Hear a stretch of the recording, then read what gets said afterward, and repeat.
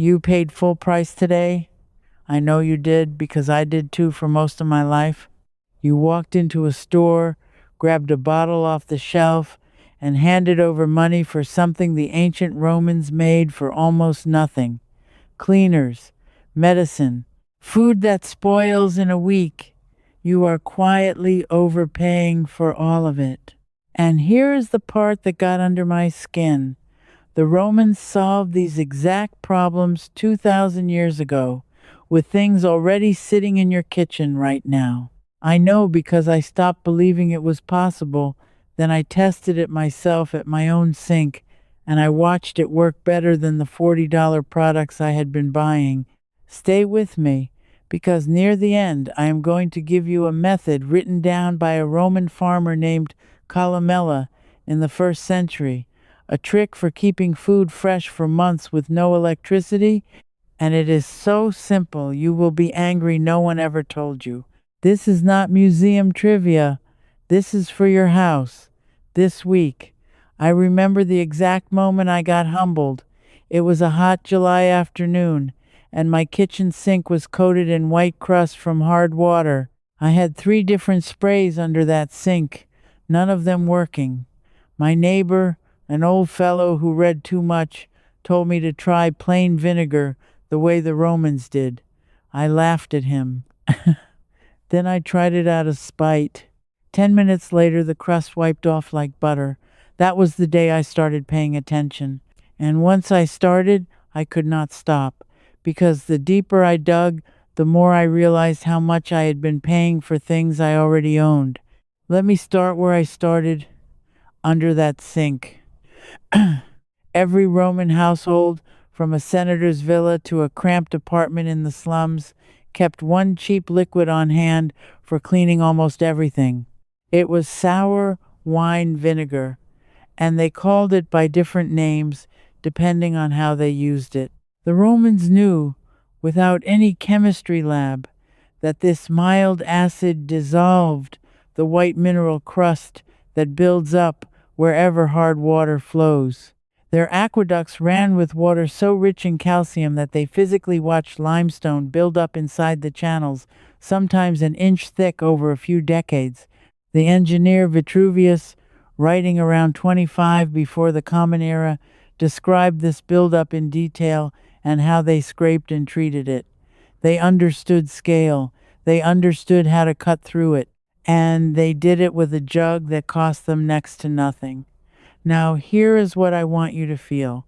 That bottle of specialty descaler you buy, the one that promises to cut through lime and hard water stains, is mostly water with a small amount of a mild acid added, sold to you for anywhere from $4 to $8.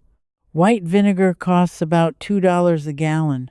I did the math on my own spending, and over a single year I had been paying roughly 10 times more for the fancy bottle than the plain jug would have cost me to do the same job, 10 times.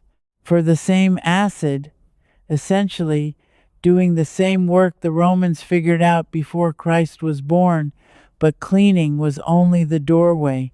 Because once I proved the vinegar worked, a very uncomfortable question started nagging at me. If something this simple, this cheap, and this effective was known 2,000 years ago, why had I never heard about it? Why did every shelf I walked past scream at me to buy the expensive version? That question is where this stops being a fun history lesson and starts being something else entirely. So let me answer it, because I chased that answer for months. The Romans did not have a marketing industry. When their empire fell apart and the aqueducts crumbled and literacy collapsed across Europe, a huge amount of everyday practical knowledge simply went dark, not lost in a fire, not burned by villains, just forgotten, because the people who used it every day died and stopped teaching it. For over 1,000 years, ordinary families still used vinegar and ash and lime because grandmothers passed it down. But then something changed, and it changed fast. In the late 1800s and early 1900s, chemical companies learned they could take these same cheap, ancient ingredients, put them in a branded bottle, add a scent, print a promise on the label, and sell them back to us at a tremendous markup. Here is the quiet trick. They did not need to hide the truth with a conspiracy. They just needed you to forget the plain version existed. Every advertisement that told you your home was not clean unless it smelled a certain way, every commercial that made you feel that a $2 solution could not possibly work as well as an $8 one, was slowly erasing what your great great grandmother knew for free. The knowledge was not stolen at gunpoint, it was marketed out of your memory, and somebody made a fortune on the forgetting. That made me furious, honestly, because I am a frugal man. Ah, and I hate the feeling of being played. So I went further. If they had buried the cleaning knowledge, what else had I been overpaying for? The answer sat in my medicine cabinet, and it turned out the Romans had that one figured out too. Let me tell you about honey, because this one genuinely shocked me. When a Roman soldier took a wound in battle, or a farmer sliced his hand on a tool, the treatment was often honey, smeared directly on the cut and bound with cloth. We have this from multiple ancient writers. The physician Dioscorides, in the 1st century, described honey as cleansing and closing wounds. The great Dr. Galen, who treated gladiators in the arena at Pergamon around 150 in the Common Era, used honey mixtures on injuries, and his gladiators had a survival rate that stunned other physicians of his day. For centuries, this was standard. Then modern antiseptics arrived, and honey got laughed out of the room as a peasant remedy, except it was not a peasant remedy, it was correct. Modern researchers have confirmed that raw honey draws moisture out of bacteria and kills them, that it produces small amounts of hydrogen peroxide slowly over time, and that certain honeys stop bacteria that shrug off ordinary treatments. Hospitals today buy sterilized medical honey in sealed tubes and pay a premium for it. Medical grade honey dressings can cost real money per tube. A jar of good raw honey costs a fraction of that and sits in most kitchens already. The Romans were rubbing a proven antibacterial agent into wounds while we spent 2,000 years deciding we were too sophisticated to do the same. Now, I am not telling you to throw out your doctor. I want to be plain about that, because I am a careful man and so are you. What I am telling you is that the ancient world had working answers that got buried under the idea that anything old must be primitive, because the Romans were absolute masters at one thing we are terrible at. They kept food from spoiling without a single watt of electricity. The Romans did not stop at honey either. They had a whole daily health habit that cost nothing and that we have completely abandoned, and it brings me to the drink that kept an empire on its feet. The Roman army marched on something called Pascha. It was not wine, not really. It was sour wine or wine vinegar cut with water, sometimes with a few herbs stirred in. Common soldiers, workers, enslaved people, and even some of the wealthy drank it every single day. A soldier on the march in Gaul or on the frontier in Britain would carry vinegar as part of his rations and mix it into his water flask. Historians estimate this was the standard drink of the ordinary Roman for centuries. And there was hard-headed reasoning behind it.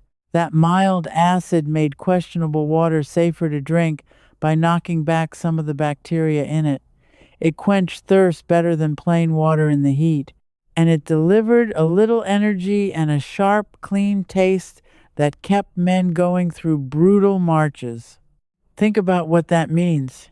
The most practical army the ancient world ever produced, the force that built roads still used today, chose a cheap vinegar drink as its daily fuel, not because they were poor and had nothing better, because it worked.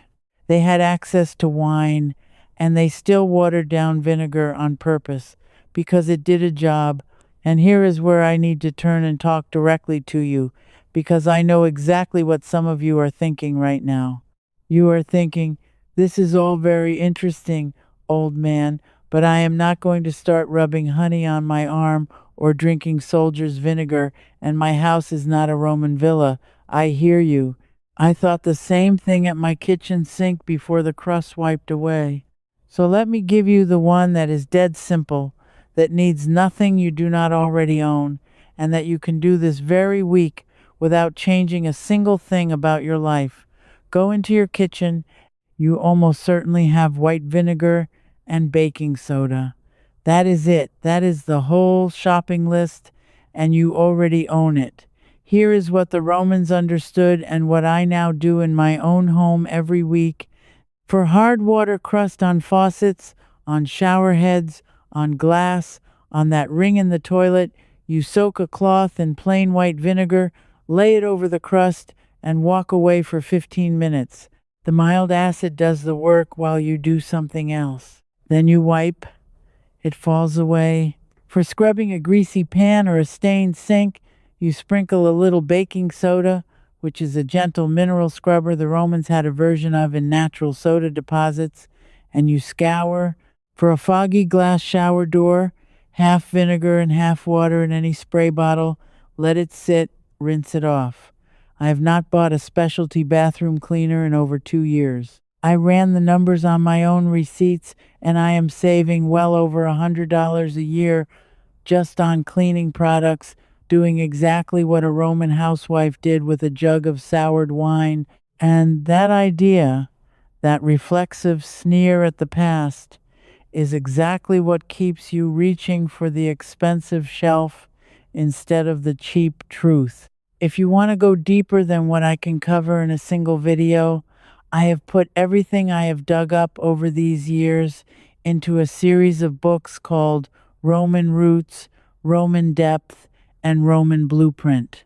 Each one goes further into the practical knowledge the Romans refined, and we quietly lost the methods, the reasoning behind them, and the exact steps to bring them back into your own home. If this conversation is the kind that stays with you, those books are the place to keep going. You can find the details in the description below. Now, if the cleaning saved me $100, the next one saved me from throwing away food, and that is where the real money hides. And I want you to notice the feeling when you do it, because you will stand there watching a 2,000-year-old trick outperform a bottle you paid good money for, and something clicks. You realize the expensive version was never buying you a better result. It was buying you the comfort of not having to remember that the cheap version works. That comfort has a price, and you have been paying it your whole life. Picture a Roman kitchen with no refrigerator, no freezer, no plastic wrap, and yet a Roman estate could keep itself fed through winter and feed a household of dozens. How? They understood the enemy. Spoilage comes from moisture, air, and warmth letting bacteria and mold take hold. So they attacked all three. They packed fruit in dry sand or sawdust, so no two pieces touched and no air circulated. They stored apples and pears in cool, dark rooms and could keep them crisp for months. Pliny the Elder, writing his enormous natural history around 77 in the Common Era, described in detail how to store different fruits, which varieties lasted longest, and how wrapping each one kept the rot from spreading. He knew that one rotting apple poisons the barrel, and he told you how to stop it. They preserve meat and fish in salt, which pulls the water out and leaves bacteria nowhere to grow. They kept cheese in brine. They stored grain in sealed pits and jars so dry and airtight that the seeds inside could not sprout or spoil. Some of their storage methods were so effective that archaeologists have pulled genuinely preserved food remains out of Roman sites almost 2,000 years later. This was not luck. This was a science of keeping refined over generations and then almost entirely forgotten the moment the electric icebox showed up and told us we would never need to know it again. But refrigerators fail, power goes out, and more to the point for your wallet, That spinning box in your kitchen does not stop food from going bad. It only slows it down. The average household throws away a shocking amount of the food it buys, hundreds of dollars a year, straight into the trash, because we lost the deeper skill of actually preserving things. The Romans did not slow down spoilage, they stopped it. And that difference is the difference between throwing away a third of what you buy and throwing away almost none of it. So, who benefited from us forgetting how to keep our own food? The same pattern as before. A whole industry grew up around selling us the appliance, the bags, the wraps, the containers, and the endless replacement groceries for everything that spoiled anyway. None of it evil, exactly. But every one of those companies quietly depends on you not knowing the old ways, because the old ways cost almost nothing, and they cannot bill you for them. And that finally brings me to the one I promised you at the start, the method that made me sit back in my chair and just shake my head. Because there was a Roman who wrote the whole thing down, step by step, and it has been sitting in plain sight for 1900 years. His name was Columella. He was a Roman soldier turned farmer who wrote a massive 12-book work on agriculture called De Re Rustica, around 60 to 65 in the Common Era. It is one of the most detailed handbooks on running a self-sufficient household that survives from the entire ancient world. And in it, Columella explains how to keep eggs fresh for months without any cold storage at all. Not a few days, months. Here is the secret, and I want you to really hear how simple it is. A fresh egg has a natural protective coating and a shell full of thousands of tiny pores. Air creeps in through those pores, and that is what makes an egg go bad. Columella and other Roman writers knew that if you sealed those pores, the egg stayed fresh far longer. The Romans used several methods, but the core idea, confirmed and used for centuries afterward, right up into our great-grandparents' time, is to submerge fresh, unwashed eggs in a solution that seals the shell. One traditional version uses a mix of slaked lime and water called lime water, which forms a fine seal over every pore. The eggs sit in that solution in a crock in a cool corner, completely covered, and they stay good for 6 months or more. Let me say that again, because it is the whole point of everything I have told you. 6 months from a bucket in the corner with no electricity, no refrigeration, and materials that cost a few dollars. A Roman farmer wrote the instructions down before the Colosseum was even finished being built, and your grandmother's grandmother probably still did it, and then we forgot it in a single generation because a machine hummed in the corner and told us we were too modern to bother. Now, you do not even have to use lime if you do not want to hunt it down, because the underlying principle is what matters, and the principle is ancient Roman. Seal the pores of a fresh, unwashed egg, keep it cool and fully covered in liquid, and you interrupt the spoilage the Romans identified 2,000 years ago. People have kept the tradition alive using a food-grade version of this exact idea, storing farm-fresh eggs submerged and sealed for the better part of a year. The Romans understood the enemy was the air sneaking through the shell, and they beat it with the cheapest possible barrier. That is the genius. Not some rare ingredient, just understanding the problem so completely that the solution costs almost nothing. And that is the thread running through every single thing I have shown you today. The vinegar under the sink, the honey in the cupboard, the soldier's drink in the flask, the eggs in the crock. None of it was primitive. All of it was correct. The Romans were not fumbling in the dark, waiting for us to invent the real answers. On these everyday problems, the problems of a normal home, they already had answers that worked, and in some cases worked better than what we replaced them with. We did not upgrade, we just forgot, and then paid someone to sell the forgotten thing back to us in a shinier package. I think about that hot July afternoon a lot now, standing at my crusted sink, laughing at my neighbor for suggesting vinegar. I was so sure the old ways were useless. I was so sure that anything that cheap and that old could not possibly beat what I was buying, and I was wrong on every count. That is why I trust this now, because I did not read it in a book and take it on faith. I tested it against my own money and my own eyes, and the past won. Here is what I want you to sit with tonight. You have not been failing to keep up with the modern world.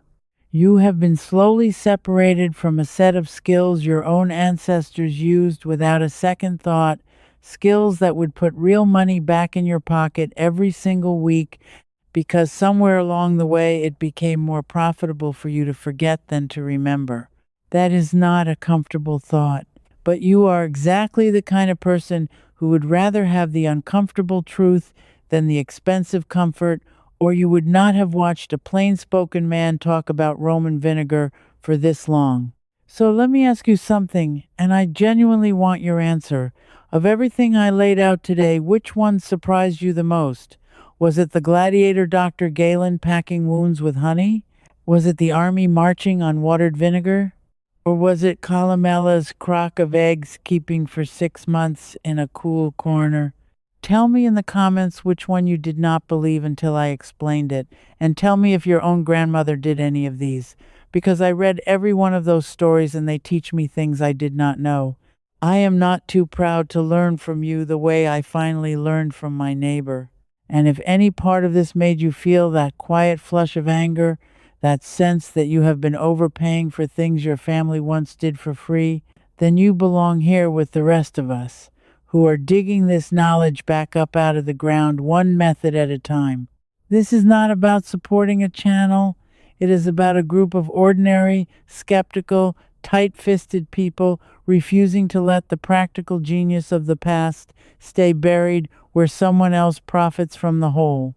Subscribe and stand with us, because the next thing I am going to show you is how the Romans kept an entire house cool through a blazing Mediterranean summer with no air conditioning and almost no cost, using one trick with the walls that I tested on my own home last August and could not believe when I read the temperature.